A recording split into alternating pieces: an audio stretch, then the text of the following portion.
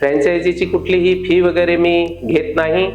त्याचप्रमाणे कुठला नफा त्यातला आपण घेत नाही. मुळात ते जे प्रॉडक्ट आपण मी विक्री करतो त्याचा होलसेलचा दर सर्वांसाठी तोही सारखा तो ठरवून दिलेला असतो आणि मग त्यामुळं माझ्या विक्री केलेल्या प्रॉडक्टच्या किमतीवरती त्याच्यापेक्षा अधिक जी नफ्याची रक्कम आहे ती धरून ग्राहकांपर्यंत ती पोहोचवली जाते.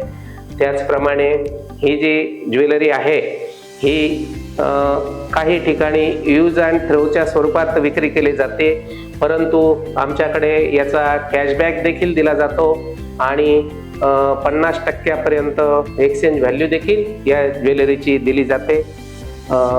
त्यामुळे कुठलंही फी वगैरे किंवा स्वतःची काही अनामत आमच्याकडे त्याची गुंतवणूक आम्ही करून घेत नाही.